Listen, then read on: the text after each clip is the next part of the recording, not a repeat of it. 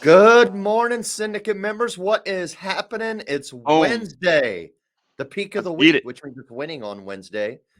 I am here hanging out, man, with my good buddy Joe, the Coors Light poster child. Hope you guys are having an awesome day. We Now got a that one killer I guest like. for you today. We That got a one, killer hey, that guest. one I like. That's funny. We do Well, have a it's freaking true. baller guest, though, man. I'll tell you, Yeah, it's we about to go do, down. man. I don't know who our agent is that keeps lining these people up, but he's doing a hell of a job. I got to tell him he's bringing in the right people. Thank you so much. Joe, how you doing this morning, my man? I'll say, do I say thank you to that? No, I'm doing good, man. Doing good. Had an amazing 4th of July weekend. Speaking of Coors Light's poster child, definitely was the poster child of Coors Light this past weekend. That's for sure. But anybody that knows me, 4th of July is like it is my favorite day of the year. I like it more than my birthday, and so you got to partake in some of our beer Olympics and everything at the house, but really just the whole weekend. So that's definitely one of my wins. And then I wanted to show. So we got our. I'll show actually all of them, Uh-oh. but so we brought home another championship this weekend. So here's our bats. Wow. So this is red. So we have 4 That red one championships, looks but hot. this is our newest one. We just won this past weekend, so that was a big one. We won that whole tournament, and we've got another one in San Antonio this weekend, and so just having a lot of fun with the softball stuff. So I know. um, Now that they've definitely. gotten you off the team, they seem to be winning at a better pace. Maybe I shouldn't start playing. I think that's gonna be how that works. It's like, you know what? Let's not. Yeah. Right How's your week been? on. Week is great, man. It's short week, obviously, you're right, because we're all hanging out on Monday and enjoying Independence Day. I guess my weekly win could be that I was actually working on Independence Day for part of it. Mm, Grinding it out, took the opportunity, had some time to get some business work done, and just working on some moves, trying to make some moves over to Vila. We got a few things cooking to help grow the platform, what we're working on. So, we got a new website we're going to be out rolling out here very soon. I'm looking forward to that. That's kind of part of kind of a rebranding package that we're working on, but love it. everything's coming to a nice little point, it Come looks on. like. So, super excited about what's going on. It's all growing a business is just about staying in the business, sometimes growing. So, yeah, that Monday morning, I was in the weeds in the business, working on some details to get some systems issues up and running. So, and we're off to a killer week, even on a short holiday week. Yep. Banked in a quick $2,500 in first year commissions yesterday with our agent. So, rock and Come on. roll. Come on, But man. hey, Let's go. if we want to talk about premium dollars, Get ready, our guys. Get next ready, y'all. guest is well, he's no stranger to premium dollars. His team did $500,000 in May in live production. You may have seen him around. He's definitely a personality on the internet, on Facebook. Um, it's not just his bank account that's swole. I mean, the dude is swole in more ways than one. You're going to find out here pretty soon. But he is a big time team builder over at Senior Life Services. Let's get him on the show, man. You guys know him. Give him a warm welcome, Mr. Justin Vom Eigen. What is up, dude? What's up, guys? Hey, you can hear me, right? I muted my mic. Good? Yep. Yeah. Good. All right, perfect. Awesome. Sweet. Good Crispy. morning. Morning, brother. Good How are you? morning, dude. Welcome to the show. If you wouldn't mind, just take a quick moment. I'm sure everybody out here in Facebook land knows you because they see you throwing down big numbers and getting, kudos and awards and doing your thing out there. But just let everybody know who you are, what you're about, what you're doing, and why you're winning. Yeah. So my name is Justin Vom Eigen. I sell final expense life insurance over the phone. Well, I'm now developing a agency and team within an agency. We sell final expense 100% over the phone. I don't have any field agents. We did 500,000 in production last month, a little over 500,000, 515. And I'm with Senior Life Services. You guys may know James Whitley. He is my upline over there, which him and I hate like the words upline and downline, but that's just how it works. And I've been doing this a few years now. I'm about 4 years in. I'm going on my 4th year. Wow. Yep. Been with SLS for a couple years now.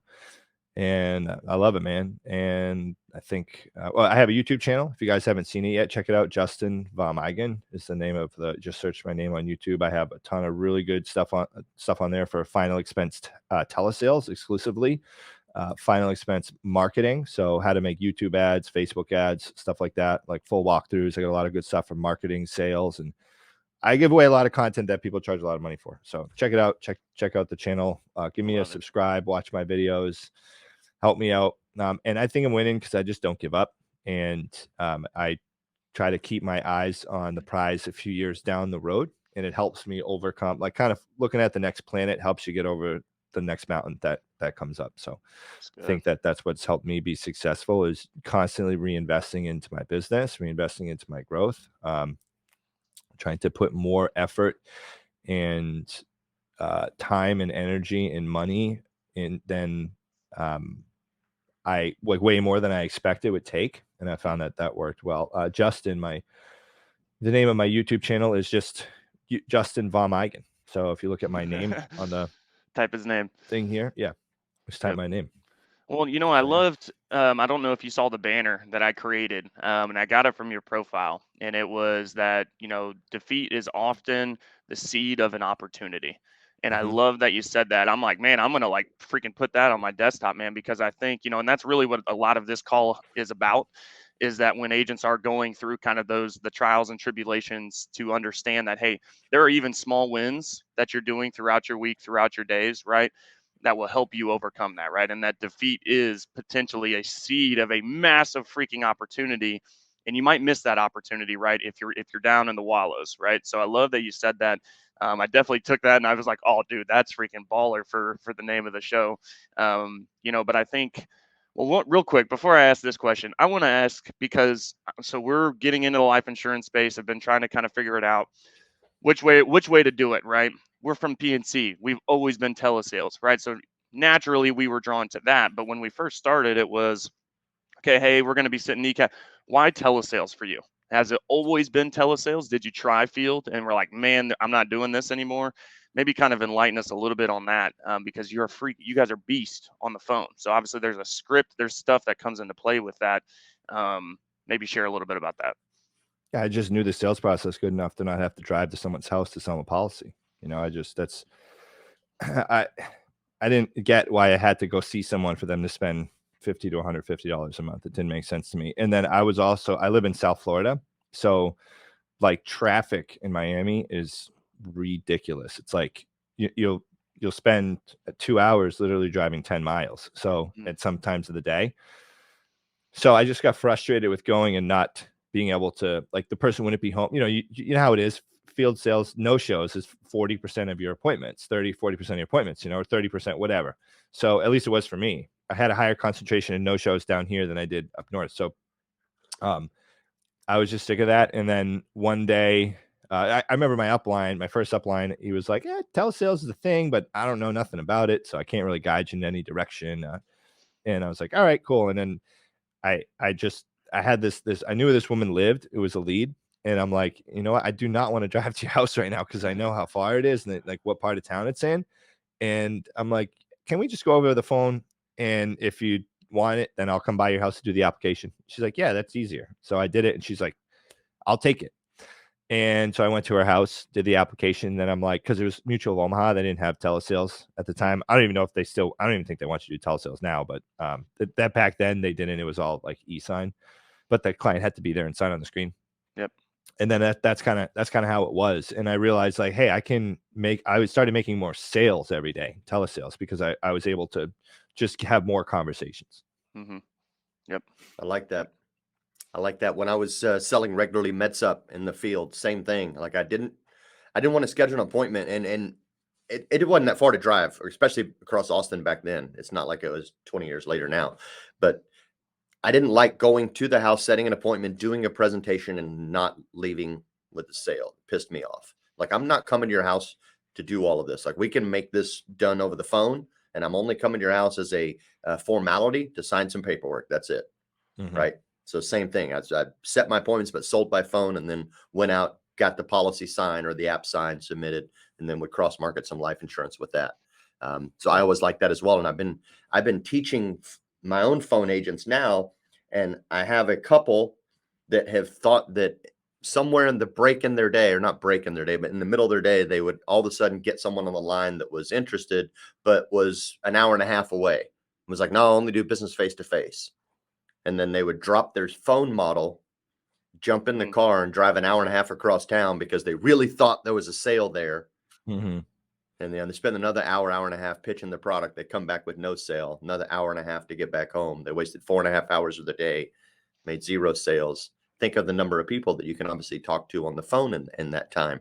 I only see most agents make that mistake once, right? If your phone Right. model is, if your sales model is phone, and then all of a sudden you break it to go do a field appointment that doesn't come through for you, like you won't do that shit again. No. You'll make that mistake once. Yeah, it's just the biggest challenge. I was fortunate enough to be able to do it. Now, anybody watching this may be like, yeah, but leads are expensive. So when I was my original upline, who I was asking about telesales, he was big direct mail lead guy. Okay. So obviously, you're spending, especially now, direct mail leads pretty expensive. It's like it's almost unaffordable to buy a bunch of direct mail leads and call them in telesales. So it's like, yeah, if I'm buying direct mail leads, if everything hit the fan and I had to only work direct mail leads, then okay, maybe I would visit some people near me. I don't know. But I got good at lead generation and learned how to generate my own leads. So at that point, I cut my cost per acquisition by 70%. So it was okay for me to have those things. And well, it just, yeah, when you generate your own leads, it's cheaper. And then also I got good at working aged leads, which to me at this point, I think Rory Doherty, who owns Senior Life Services, he said, and the only person who knows it's an age lead is you. The lead doesn't know that they're an aged lead, So, well which said. is true, See, So you say that too, and I almost like age leads better. Well, so here's why I like them too, because they ain't been getting called by like 1,000 freaking agents, right? It's fine. Their phones have calmed down, and then like you're catching them, later or after the fact, and you'd be surprised about how many people that were interested, and then no agents never followed up with them, right? So I wanted to add that real quick, but yeah, I'm a big fan of aged as well. Yeah, and especially on the phone, you're ripping out calls. It's like you want to have that volume, those contacts. Yeah, that's the key. Phone sales is you got to have lead volume and get them going.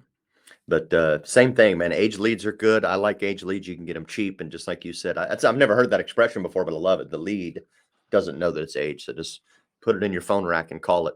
So what were you doing before you jumped on with SLS? You said you've been in the business 4 years, but only with SLS for 2 years. What were you doing prior to that? I think I've been with SLS 3. I don't know, honestly, the last few years of my life, I think I aged more, lost more hair than all the other years of my life combined, but it seemed like it was shorter than all the other. So proportionally, So I started with New York Life. Okay. And in my past, I had some really bad substance abuse issues and did a couple dumb things. So I applied for I passed my Series 6. I was going to do the whole financial advisor route thing that they had. They kind of groom people through, and I passed it and I applied, and they denied me of getting my Series 6. So they said, no, we can't. We'll let you have your insurance license, but not your security. So I was like, okay. And then so I could only sell life insurance. And then I was like, I wanted to learn how to run ads online. It's like, hey, I want to market. I don't want to go knock on random people's doors, which is kind of what they pushed. I learned how to run the ads, but they said you can't do it because compliance, because they sell securities. So you can't just be advertising securities on Facebook, right? So, so then I was in Cardone. I met James Whitley through a Grant Cardone group. We bought tickets. So I was in a Cardone Facebook group for like the 10X event. And then I put in there, does anybody know how to make ads for Facebook? And then a guy was like, yeah, check this guy out. He sells courses. So I was Billy Jean is marketing. I bought his course. I never even opened the course. I just went in the Facebook group. I said, who knows how to make ads for life insurance? Met this guy, my really good friend, Jeremy Kovatana, awesome guy. And he like had a thing where like a course on how to run Facebook leads. He was like one of the OG Facebook lead guys, like years ago, had it down. And then I was like, I'm gonna do final expense, because it just made more. I didn't know what they were. New York Life makes you think that they're the only company that sells life insurance in the world. Of course. They have this like borderline brainwashing capability. It's pretty impressive, to be honest. So like, we're the best. No one else deserves to sell life insurance. That's like how they make you think. So which, nothing against the company, by the way. If anybody from here was at New York Life, I loved my people there. Honestly, I'm not bashing the company. Incredible company, great training. They taught me more about life insurance than anywhere I've ever been. They didn't really teach the sales part of it, though. But so then I was like, you know what? I'm going to run ads for Final Expense. And I was I bought some leads at first for my the first IMO. And then I like remember turning my ads on Facebook, and I was like, you know, I'll spend like $200. I'll just put the spend on $200 a day, see where it goes. And I woke up and I had like, 60 leads. I was like, "Whoa!" I was like so pumped. And I was like, so then it kind of went, I don't know if I'm getting off track here, but it kind of went. Keep going. Went, You're good. Yeah, I went from there. Before that, I sold cars. So from my substance abuse issue, I had a bad opiate problem for like 5-6 years. And then I was in a halfway house. And then I didn't want to work at like Dunkin' Donuts, or like McDonald's or something, which is like what they encourage you to do, because the counselors probably don't want you to make more money than them. But so I went and sold cars. I'm like, I want a career, and I went in. So I learned how to sell cars. And then I moved to Florida randomly, because I was single, no kids, and I was like, well, I can sell cars. Where were you at? Because you did say up north earlier. Where were you at? I'm from Massachusetts, Central Massachusetts. Okay, yeah. Got it. And A little bit different in Florida. Oh, yeah, I like it more. I have a friend whose family's pretty wealthy, and he lives on a condo tower in Miami, like right on the beach. So it was like a 4-bedroom condo. It was just him in there, and he's like, hey, bro, come down, live with me, get on your feet, and then get a place of your own. So I did that, and then I got new insurance from a guy that I met selling a car. It's funny, I sold him a car. Usually, like, now that I've been in insurance, I would never expect anybody to do this. So I sold this guy a car, and he's like, yo, bro, you should sell life insurance, man, but not with my company. I don't like my company. But it's like total backwards, because like like, would anybody do that we know? No. Like, no, you'd be like, work with me, like, it's like the recruiting bloodhounds kind of, or like, wolves. So just funny looking back now. I was like, yeah, that's totally. So then I went with New York Life, and it just kind of progressed from there. I went to start a telesales agency. First year was extremely difficult. Was in a massive amount of debt. I mean, I've gotten myself $100,000 of credit card debt, $70,000 of chargebacks or more, roll up debt just from building an agency in a year, because it was within my first year of getting into Final Expense. And then, had a conversation with James Whitley. He's like, bro, we've been through this stuff. What are you doing? And we had been friends for like a year before we decided to work together. So I was like, you know what? We'll go. And then it's funny, because our agency, SLS, is captive. We have agents at 50% commission plus bonuses with essentially unlimited lead volume. And because of the setup and the system that was there, and they covered downline chargebacks, there's no roll-up debt for people building an agency or division. So it's because they're like a special thing. It's complicated. It's in the commission structure, but sure. So like my income, my commission I cut in more than half, but my income tripled. So I was at 130, 750, 140 contracts through some friends that have an IMO, and then I moved, and it was like so that's now I'm here. Now I'm just pushing it, trying to recruit. It's great. That's exactly what I wanted to ask you about, though, because so all this, and you guys are hearing, like, when he's saying building an agency, and especially do what you've done in a year, is extremely impressive. So I want to kind of, if we could pivot to that a little bit, and then I do want to circle back around a little bit to the lead part of it, because I know that's a big part of it too, right? Is kind of feeding the team. But you and Tony, you were talking about how you're building a team, right? And so you guys obviously know that Redwood is building a team. You got to have a team, man. I think really the most successful people I've ever really met or had the pleasure of spending time with in this industry, they ain't doing it alone, right? So anybody that's trying to do it alone, get out your pen and paper, take some notes. But Justin, so I want to, how many agents do you have, right? Like, I mean, when I saw your post, because this is what I'm trying to do. I'm trying to build that out on the live side, right? And it's like, when I see your post, it's like 79 people taking the insurance license or the insurance test this week. And I'm like, how the hell did you get almost 80 people to say yes to take that freaking exam? So maybe just kind of enlighten us a little bit on that. Yeah. So we have about 70 course signups per week for the pre-licensing course in my team. It's funny. I don't know who said it. I think it may have been John Wetmore told me this. I don't know, but there's someone, they were like, they're like, I am so lazy that I will work so hard to be able to be lazy. It may have been John, maybe it was someone else. But what it means is like, I'll work so hard to figure out a system so that I don't really have to do much directly with it anymore. So I have been spending a ton of money on job boards for the last few years. And I've done everything from webinars to individual meetings to group meetings to all this stuff. So I have a system where we have job boards, ads on job boards, and then people get invited to sign up for a meeting. We do small group meetings. Okay. So thanks, Ryan. So we do small group meetings because 30% of people for the last 3 years, it's literally a 30% show rate on interviews. And I actually had a guy comment on my YouTube videos this morning. He's like, dude, how do you get quality people? Because I'm having trouble here. I keep getting like people who either tough quality people or they do it and then they can't commit. You just have to go through a lot of people, like way more people than you'd imagine. So I have a bunch of small group interviews scheduled back to back throughout the day. And then my assistants, I have 2 assistants who are, well, 3 or 4 or 5, but 2 of them 4 or 5 actually. well, there's three VAs. So I recommend everybody take advantage of virtual assistants. Yes. Now the people doing the interviews are American. Nothing against the VAs that I have at all. They're amazing people. They work harder than like anybody that I know, to be honest. And they're extremely like they're perfect. But I have 2 people, Americans, run the meetings, and we bring people through a slideshow. They just kind of explain the opportunity, answer some questions, try to make it personable, which is why the smaller group meetings is important, because you can't have like a massive one, because then it's kind of like you feel like the cattle herding thing. Dilutes the opportunity.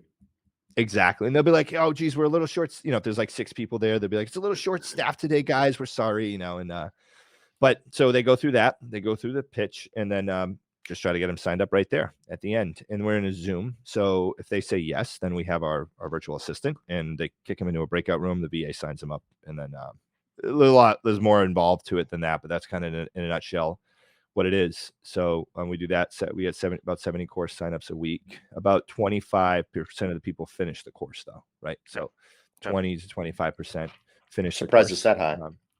Yeah, no, literally. I mean, I'm probably exaggerating, so to make myself feel good. So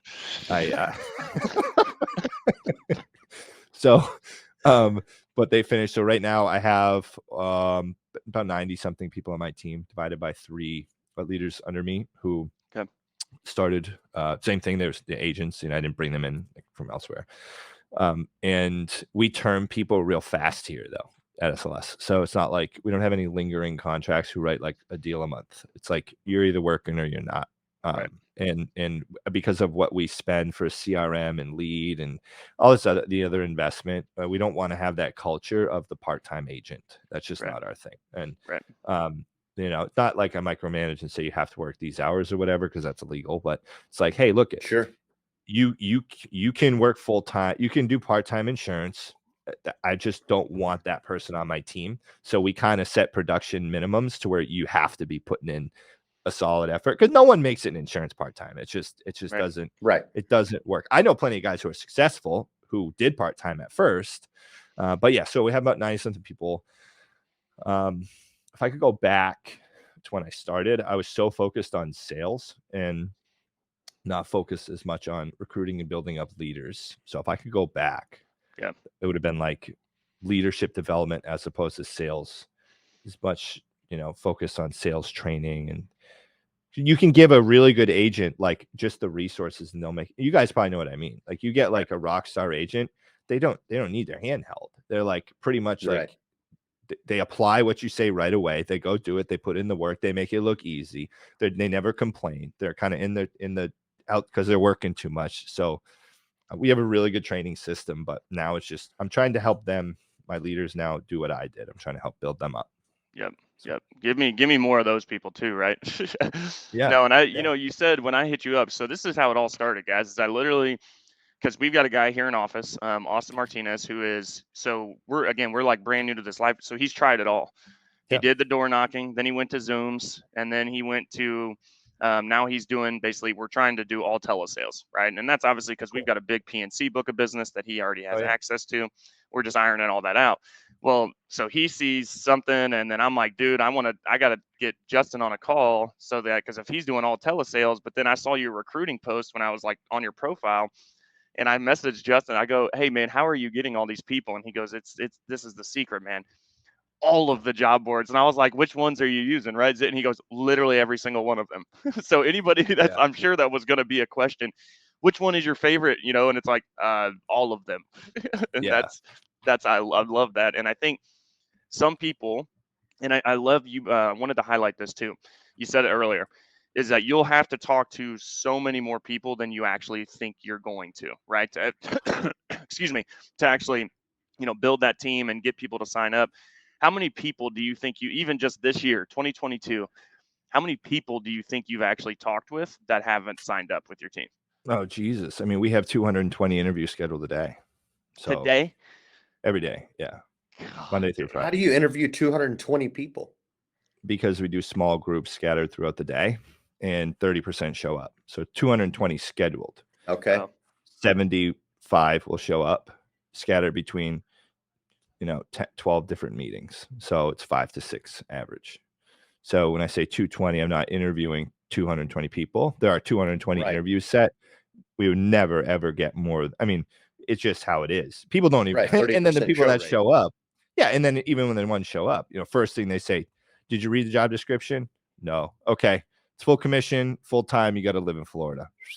There you go. And because that's what I'm hiring. Or I'm only hiring out of Florida too, guys. With some IMOs have territories for hiring. SLS has that. So it's like, which I don't really care. Florida is a massive state. If I could have. Right. Yeah. So cool. Thanks, Ryan. Thanks, Alex. What you mentioned that you're starting to pull some of your top sales guys out and look for them as leaders or convert them into leaders. What specifically, maybe are a couple of traits that you're looking for when you kind of like, that's the guy? Is it just going on production? Like this guy's killing in sales. No. He's so good. He can teach somebody. Like what are the skill sets or items that you really rank high as someone that you would want to develop in as a leader in your crew? Yeah. So you can have a high sales ability with a low leadership ability, right? Like you can be a rock star producer. Sometimes the rock star producers will never make good leaders. And and that's just is what it is. Now that doesn't mean that someone who is a really good producer won't be a good leader. That doesn't mean that, but there's other things like a lot of the guys I know who have huge teams, John, David Price, a good friend of mine, like even James and Grant Whitley that I'm with, Grant Doherty, James Whitley, Grant Doherty. They'll say they were never like, those guys were never like the monster producers doing like crazy numbers, right?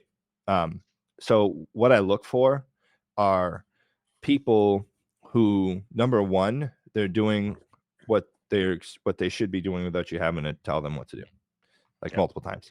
Number two, they're reaching out and helping people actively without asking for an override. So like a red flag is someone's like, hey, you want to give me an override so I can help some people? Because then leadership is not about what you get out of it. It's about helping other people get more out of it. So it's about like I can just see it. If someone's like building a team for their own growth. And at first it was for me financial. Like I want to build a team and agency to make money. But like now it's like, I want, so you guys may know what I mean. If you have group chats of agents that you've had for a little bit, there are people who are just going to, after a while, they're going to reach out and help the newbies. They're going to reach out and, hey, call me. I'll cover that with you. Like that is someone who's a leader because they are doing that because they want to see other people win. So that's one. And then they show up consistently. So it's really a few things. They're doing what's expected without having to be told. They're helping other people without asking for money for it. And then they're showing up consistently and they're working a lot because you got to be there more with those other people. So that's really what I look at. Obviously the production they have to know what they're doing sales wise, but some people are better teachers than they are doers, and that's Sure. you know, in the case too. So yeah. And you Have you said you've had got guys? 2 to 3 of those? You said right now that you have kind of running, like your I leaders? have 3, potential 4, and we have more. And I can see right now. I can see, you know, from the get go. Also, if you have like a big Zoom call and you ask a question, the people who speak up, they're potential leaders too. The people who talk, Right. because they're like ahead, they're like leading the pack, you know. So yeah, Good. 3. Yeah, they got 20 something agents on each of their teams right now. We just did a quarter Q3 planning this morning with them and their targets, what they're going to do to get there, what I have to do to help them get there. So That's good. Tony, do you have something? Have you? Has anybody fought you on that? Meaning that, have you ever tried to bring a guy up as a leader? Like, man, you're doing great things. I see some leadership qualities in you, whatever it might be. And he's like, no. I Yeah. don't want none of that leadership stuff. I just want to sell. Leave me alone. Yeah, we've had that. Do And you I've also had do you people say, attempt to overcome that, or are you just like, you know what? All right, cool. That's your goals. That's your goals. I mean, no, I used to, but I don't anymore.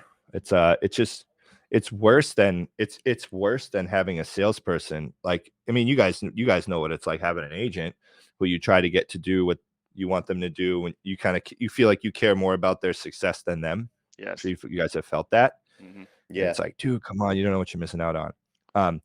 When you try to promote someone to a leadership position, if they are not ready to do it, it's worse than getting someone into sales who's not ready for that, because then you have a whole section of your organization that's just crumbling. It's on a unstable base. So the people won't get the attention that they need and deserve. And I have people who are like, I want to do it, just not ready financially right now. Because usually when you go from sales to building a team, you take a haircut financially initially. Sure.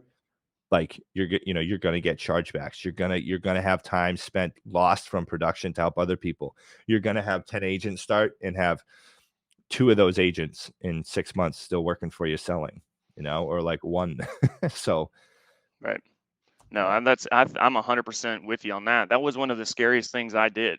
Because now I've been in insurance since I was 19, and so that's even freaking crazy that I've been in. Gosh, I'm like 28 now. I've been in 19. That's like almost 10 years. I feel freaking old, and I'm not even old, but my body feel old. That's that Coors Light poster child talking. Like Tony's like, but no, I Give me wanted that shit. one of the scariest things I did, and I think, anybody who's, maybe already in this leadership role, or is potentially looking to make that change in their agency. This was me, right? As I knew that it was time for me, like in my passion, and everybody knows my heart. I love to teach, I love to coach, I love to help others, and I love to see them win, right? Um, but I'd only ever made money selling the product, right? And I'm like, okay, so I'm going to totally, because I can't sell the product and recruit and coach and team build. I couldn't do both, right? So it's like, all right, I'm going to have to go all in. And that shit was the scariest freaking thing I'd ever done. So yeah, that literally 19 months ago, right? Come January of 2020. I mean, I literally just said, screw it. I'm going all in. And you're 100% correct. There was like 3 months of buildup for me where like I wasn't even getting a paycheck type of thing, right? And literally, that's a big thing that we do here at Redwood is, because obviously we're very legacy driven. Like we're going to be passing it down, and we reinvest. And I love you said this earlier too. We reinvest so much back into the business, right? And that's important, I think, when you are team building, right? Is that don't be anybody watch it, like don't be scared to make that jump, because the craziest thing is that year, even though I was 3 months behind of where I normally was, I mean, I made over double what I did the year before once it finally picked up, right? And that was definitely scary, but I will never look back on it. I mean, it's been an amazing ride to where we went from like 5 people in Redwood to now we've got over 60 in the organization, right? wow. Now, PNC is a little bit different. We have buy-ins and stuff like that. So that was like really cool, is learning how to basically sell an opportunity and sell the brand, sell who you are, sell your infrastructure and your company. Life insurance, it's a little bit different there. But I wanted to highlight on this, going back to the investment in the business. And I want you to kind of maybe tell a little bit about your story on this, and really just your setup. And a lot of people I've seen on the life insurance side, it's a comp.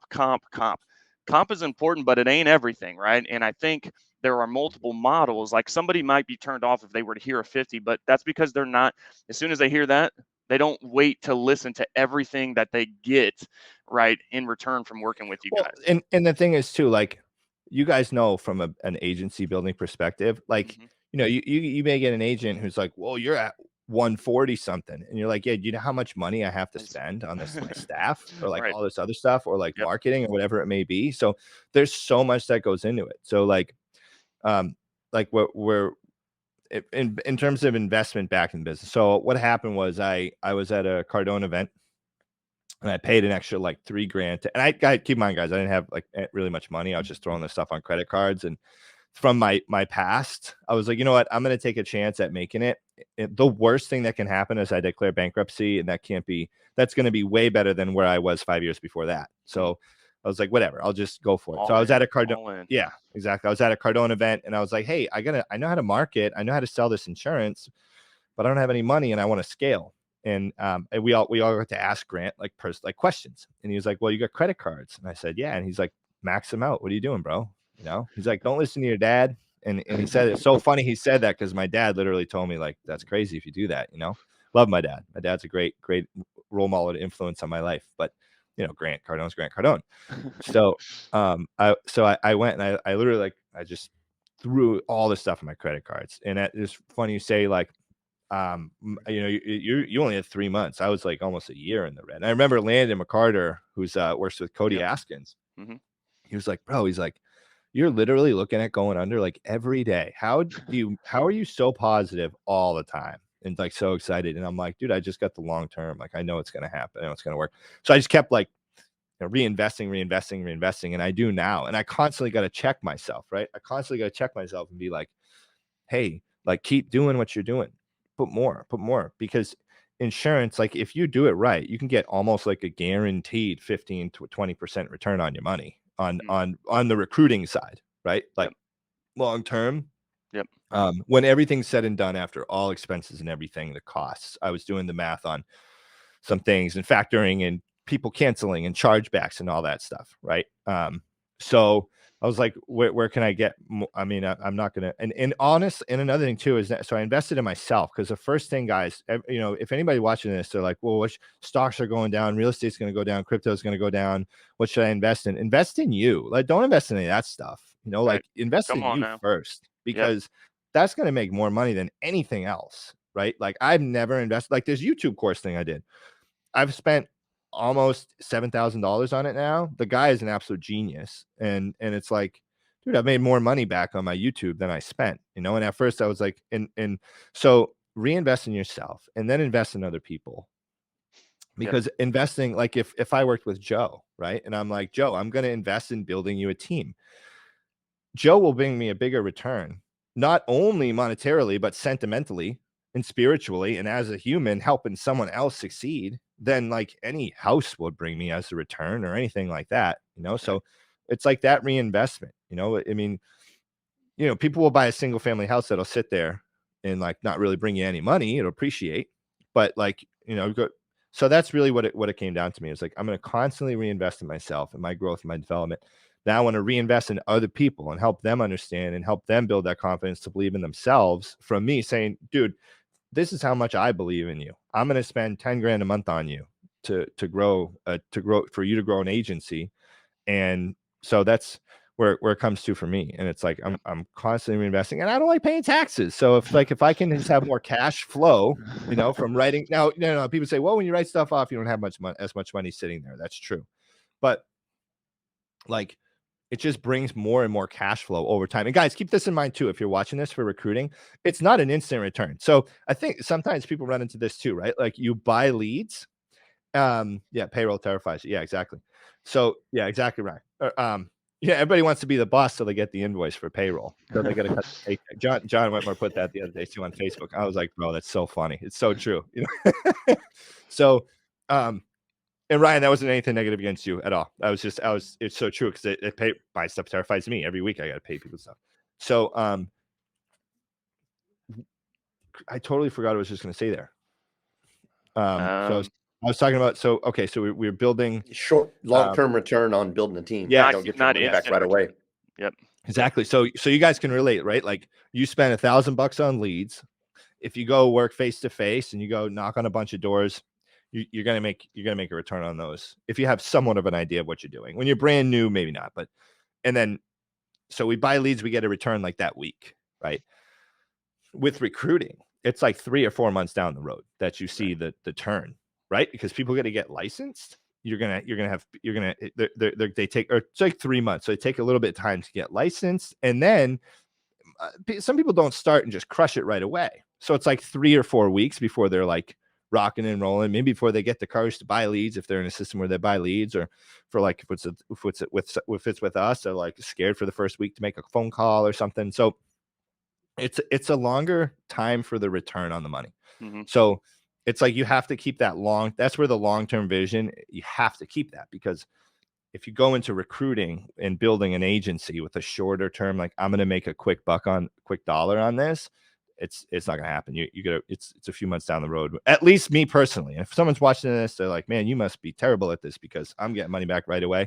Then you are the exception to the rule from what I've seen. And so real quick though, and that's you're talking a lot about just investment, right? And a lot of it's been personal investment for you. I think you've got, man, if we had more time, dude, I'm sure there's crazy powerful backstory with everything that you've gone through, and really kind of how you've been able to rise up, we'll say, for the lack of a better phrase or term. But for investment, what are some tangible, like what were like 3 to 4 things that, dude, when I did this for myself, like share that, maybe you could share that with the members, like, or like, and you've been talking about, I love Billie Jean.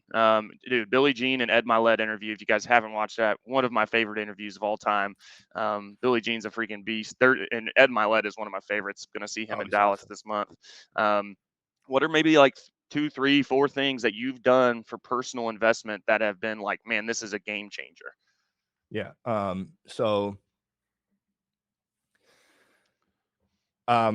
Monetarily, Cardone University changed my life. Literally changed my life. Like it completely changed my life. And it may sound you should see my desktop, man. It's got like sell or be sold. Life is a commission, right? Every person I talk to is an investor. Like I freaking love it. Yep. Yeah. And that changed my life. That course. I soaked it up, and I would make it a point to watch some of the video modules and apply something every day. And it was a lot more expensive when I got it than, and then going to Cardone events changed my life, because it wasn't even what I learned there. It's a regurgitation of everything that's in Cardone University, because there's only so much stuff. And that's nothing against Grant. It's just like, how many ways can you put something, it's like, so, but the people I met at those events changed. I met James Whitley at one of those events, dude, like how many changed my life. Power of events right there, if y'all are listening. Yeah, exactly.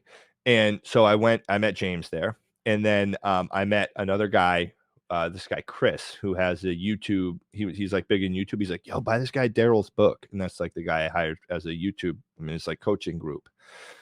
I've met some really, really cool. So that, right. Sales courses, events, meet people. I met some really cool people at some of Cody's events. And then investing in my health too, like making it a point to exercise 4 days a week, eat healthy, like go to the farmer's market and spend the extra money on the grass-fed, grass-finished beef that like is really good for you, or like, so that's an investment in yourself too, right? Where like that stuff helps me stay focused and energized throughout the day. And surrounding myself. And another investment I made was cutting people off in my life who weren't a positive influence, like just completely severing the tie, regardless of how difficult that was. That's an investment in yourself, because those people can drag you down and just really have, so that's an investment in yourself. If you, I took like a course on it to help me identify the people in my life who may be helping me and may not be. And that helped too. So really it's like investing in courses, and reading is huge. Like listening to audiobooks. I would always go through an audiobook or read a book like 2 or 3 times instead of reading another one. because I feel like I just got more out of it It's good. second time through. So It's yeah. good. Makes No, I sense. think the whole we talk a lot about this with Redwood, and I'm not sure if you've seen any of my House of Dreams presentations, Justin. I know Tony has at least a couple times now, and one of the major components of what it's called our House of Dreams, and it's what we really kind of identify as like true success. And part of that is your tribe, right? And your tribe, and Mhm. just the people who are going to have your Oh back, yeah. the people that check you, the people that need to be there. And we don't have enough time to go into it either, but I have maybe not as similar of a backstory, but I did some things back in the day too, Yeah. to where I literally, and maybe this is why you live in Florida. I left where I grew up because I couldn't say no to those people, right? That were really just a detriment to my life. But it's like, man, this is the life I've always known. These people I've known since like third grade type of stuff, right? Mhm. I had to move states. I'm like, because there's no way in hell my ass is driving 250 miles to go hang out for a couple hours, right? And then come back home. And that's, some people might call that extreme. To me, it was the only thing that was going to literally get me out of that situation. And what do you know? That's literally where I started insurance full time, and never looked back, right? And that those defeat, right? Oh, I'm gonna go back to it. That defeat, man, it was like I felt defeated at that time for sure. I had a lot on my plate, legally and stuff like that too. And it's like, but man, that defeat, I'll tell you, was a seed of freaking an opportunity. And once I took hold of that opportunity, here we freaking are, man. It's been an amazing. So I love that you said that, because I think the people around you, the tribe, the people that have your back. I mean, you are the company you keep, and you know Mhm. this, right? Yeah. And you definitely keep some good company, bro. And it's like everybody can see it now, right? It's like when you keep good company, typically you start to kind of rank up, right? And you Yeah. start to be in their company, type of thing. So I love it. I love that you said that. Cool, man. Defeat Yeah. is the seed of opportunity. That's Yep. that's the quote. That Yep. is Yeah. pretty magnificent. Where It's Think and where Grow were you Rich. when you realized that? What were you Um, doing in the moment I that you truly realized that and made a change for yourself? Because you said a little bit of where you came from. You mentioned substance abuse, yeah. opiate problems. You went from Yeah. halfway house to now you're doing 500,000 a month in business. That's a Like, course right there. where were you when the moment kind of snapped and you're like, you know what? Something's really got to give here. Something has to Um, change. I was in jail, and it was just Did you like it feel was like defeated? Is that where you came up with that? That was my defeat, and that's what no. now I I have I the read seed of that and opportunity, or I read that in Think okay, and Grow Grow Rich. Rich. Yep. Yeah, right. Think and Grow Rich. So he talks about you guys may have read that. He talks about a guy who sold like more life insurance than almost anybody ever, and he like went and dug for gold. He stopped 3 feet away from the vein, and someone else went in and found it, and Yep. then he Yeah, went and yeah. sold life insurance. But it was it was just like I gotta make a change, and I have to make a change in my life, and nothing's gonna stop me from doing it. So it was just and then also too, it helps put a perspective on things, because sometimes people can like, it's like, say someone's in a relationship for a long time, right? And they're like, oh my gosh, this relationship's over. Like maybe that's kind of like God's way of being like, hey, maybe there's something better out there for you, and maybe there's something better out there for that person based on who that person is, right? Mm. And like in business, like if something like, I thought when I was working on the agency, I thought at first I was like, be, I thought that if I moved to SLS, it would be like a defeat because I tried to do everything on my own, right? And, Yep. and catch up to a 43-year-old agency. That was like my role model agency. And it just is like, 43 years. Come on. That's like, it's a long time to be in business, you know? So like, I thought that when I got in the situation I was in, I thought that was the worst moment of my life. But a lot of these times that I've found where I thought were like tipping points in the wrong direction, they ended up being in the best direction. Either I realized that going through it or after. So it's like sometimes when you feel defeated, there's something there. Like at New York Life, it didn't work out for me. And then it did though when I got into final expense. So at first it was like, I mean, I didn't give up on life insurance, right? It wasn't like, oh, this life insurance thing isn't for me. Of course, that went through my mind, but so I don't know if there was a specific time that happened. I think sometimes you have to go through some specific scenarios where that happens to be able to see like, wow, I thought I was defeated, but that was actually like a launch pad, because it's almost like it was like kind of like a path in my life, right? It was like, hey, I thought I was going down one path and it was good, and then like that went away, and lo and behold, there was something way better that was in store for me. So it's hard to see that sometimes. Sometimes you think light at the end of the tunnel is a freight train, and sometimes it may be, Right. but it's not always. And Patrick Bet David, he put a post on his YouTube or his Instagram yesterday, or Twitter, and he was like, I'll read it. It was cool. He referenced, he's like, I don't know who said this quote, but he said it. He was from unknown. Said, sometimes when you're in a dark place, you think you've been buried, but you've been planted. So I thought it was cool. Oh yeah, like, yeah. You can feel like you're in a tough spot, but there's so much more ahead. So if anybody on here right now is struggling, you just don't give up, and keep pushing through whatever you gotta do to make it happen. Keep pushing. Still, and you reach still out have to moments people. of defeat? Oh yeah, every day. I mean, Every day. every day there's things that I feel like I could do better. I have agents leave. I feel like if an agent quits, they fired me as a leader. I feel like I didn't do enough to help them grow, right? Like it's my responsibility. I never, the moment that you say that the agent's fault, the moment you say that, you're in apathy about the situation, so you can't do anything about it anymore. So it's like I'm constantly like, hey, what did I do to, like I told you this morning, I had a guy freak out on me because he didn't get advanced on a policy that he sold his mom. And I'm like, bro, you can't write business in house. And he's like, you said you get paid on it. And I'm like, yeah, but you get paid at the end of the year. You get paid as earned, And so I'm like, dang, like I felt bad though, because he thought that I made money on the policy. I'm like, dude, I didn't get advanced on that policy. Like, I don't make the rule. I don't make the business in-house rule, Right. So, but I feel bad because I'm like, dang, this guy really thinks I like did him dirty. And that's like not the case at all. You can't write business on your family and get advanced on it. So, so he's probably not going to be with us anymore, and that kind of hurts me. It's like, dang, I didn't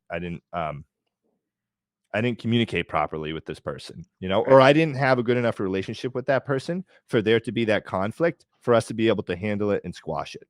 Yep. So, So what do you do to turn yourself around when you have those moments of defeat in your brain? I write down my goals. I literally, like, you guys, I'm a little bit crazy about this, but I'll show you. I got it. I like those money bags you got on the windowsills back there.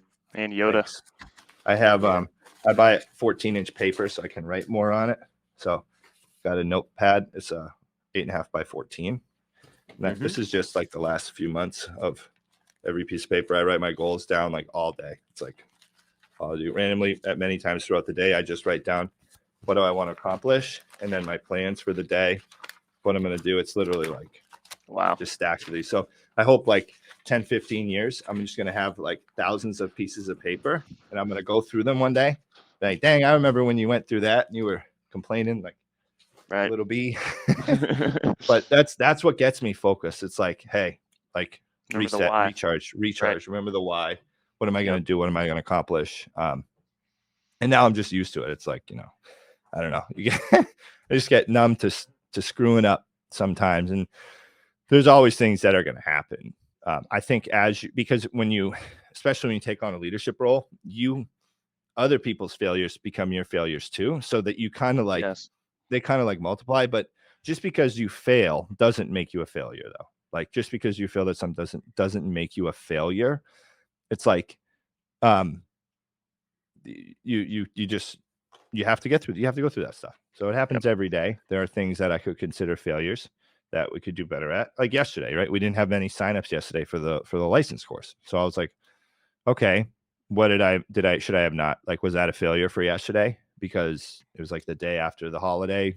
I don't know. Should I have not had any meetings that day? Would have been better if I had those people scheduled for today. Right. I don't know. Right.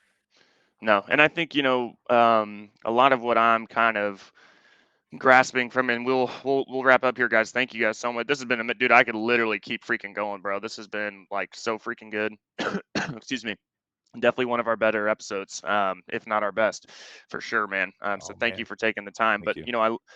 I love what you say because perspective is everything, right? And I think, and also comparison kills. I think comparison kills goes along with everything you're saying as far as perspective, understanding that long term vision. Like anybody watching this, right? And I've definitely had these conversations, everything that we've got going at Redwood and all that stuff. Like y'all, like comparison kills. Just because Justin is doing what Justin is doing doesn't mean what you're doing is wrong, right? Take the nuggets, take the gems from Justin, right? And then be able to implement those into your agency. I think a lot of people, and I was this too, and I'll talk about a conference too, is that, I went out to Innovation 2020. Gosh, this was 2020, like the month before everything shut down for COVID and stuff. And, I'm talking, I literally remember his name. His name was Mike Fusco. And he's talking from stage about how, he's got like this massive freaking like PNC book. It was like a $26 million book or something, which a little bit different again on the PNC side, guys. But anybody in PNC, 26 million book. And it's like, damn, dude. And like we had just started Redwood. And I remember I came home defeated. I told Dad, I was like, bro, like we suck, man. Like I think we had maybe like 1 million on the books, right? Had been open like over a year. And I'm sitting here like this Mike Fusco dude it's because he had a team. He didn't start scratch, right? He had capital, he had all that stuff. Like we started scratch. We started by calling names and phone numbers. He's got a staff of 25 people and he's putting so just I think, that perspective of understanding, hey, this is where Redwood wants to go. But then as you're building, not allowing that, I think there's room for comparison, but don't let it actually crush or kill what you're trying to build. And I think a lot of agents have gone through that. Tony, I'm sure in your space, right, in the years that you've been, helping agents and all that good stuff, I'm sure you've seen that, countless times. So I hope that resonates with some people. But I love, it's, man, like vision on the long term, right? Here is why I'm doing what I'm doing, and like don't let anybody else, kill that. The Or people take who that make away. it in life insurance, I've noticed, aren't the ones who can have a good week. I mean, I've seen so many people have good weeks. That doesn't impress me, to be honest. It does. It Right. does. I've someone's got like I have a new girl who's doing 20 to 30,000 AP weeks. It's like insane. Her first, like she's just like ridiculously good, 20 plus K every week. Almost literally part-time, doing 15 to 20K a week. It's insane. Like I've never seen anybody this good at sales in my life. But like that's super impressive, right? But what's and I'm not downplaying anybody's successes here, but as you get successful for me in this business, I brag about my shortcomings and my failures more than my successes, because it's like I'm more proud of that almost because I pushed through it all. So like if it's not in this business, from what I've seen on the life side anyway, I don't know PNC, I don't do all I do is life, but what I've seen is the people who make it aren't the ones who have the good weeks. It's the people, they have good weeks, but it's the people who make it through the bad week, the bad month, even the bad like year, because that's gonna happen. So this isn't a job, it's a business. Don't let any upline or IMO tell you otherwise, that like it's going to be, it's challenging. The first year is tough. Your commissions are a loan. They are not a check to you. Your advance commission is a loan. If you get paid in advances, they can be reclaimed. It's an interest-free loan. It's not even on text. I learned that. Medicare. Yeah. Okay. Yeah. There's interest on that damn loan in Medicare. Okay. Yeah. They got interest on it. So it's not the people. It's like, it's who can push through those times are the ones that can make it here. I guarantee you, Joe and Tony, you guys have had those times and you can probably relate to that. So yeah. It's a big testimony. What is your attitude? Where is your character when things aren't going right? Exactly. Right. When the chips are down, the production's not in, when the leads suck, when the interviews don't show up, when everything seems defeated, like where's your character and your attitude then?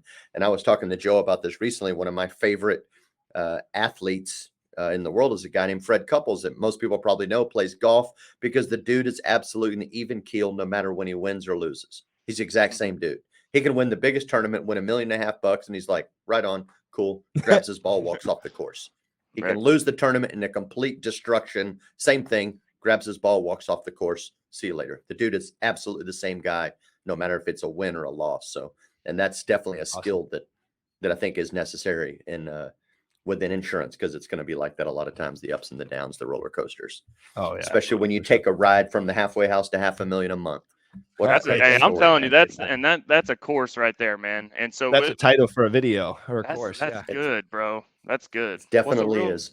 real quick before we wrap up here, Justin, kind of give one last shout out. How can people reach out if they want to? Guys, his YouTube, you can literally it's his name, right? You can see it on the screen here, but give them maybe some ways they can find you and reach out. Yep. So Justin Vom Eigen on YouTube and on Facebook. You can email me at jve@thejve.com. So J, V as in Victor, E as in Edward, at thejve.com. So yeah, that's Awesome, you can email me there too. Thanks, guys. Dude, Cool. Amazing freaking episode, dude. Thank you so Thanks, much guys. for taking Yeah, the time. It was awesome. I appreciate you guys. Huge. Thanks to everybody sticking with us too and hanging on. This will definitely not be the last time, because I feel like we could do a whole nother call just based on all the stuff you're doing with leads and all the stuff you're doing in your business. I know there's a lot of moving pieces and you're crushing the game, man. So definitely, yeah, thank you so much for hopping on. Yeah, I appreciate Thanks you for guys. coming on. Thank you guys for showing up. Leave? Do I have to Yeah. do I have to stay here for it to upload so you guys have a recording or whatever? No, you're good. No, you're fine. Okay. Y'all take off. Great day. We'll see y'all next Wednesday. Come on. Have a good one. It's Wednesday, baby. It's not the end of the week. Let's get it. Keep crushing it. Love you, syndicate members. We'll talk to you later. Insurance syndicate, make sure you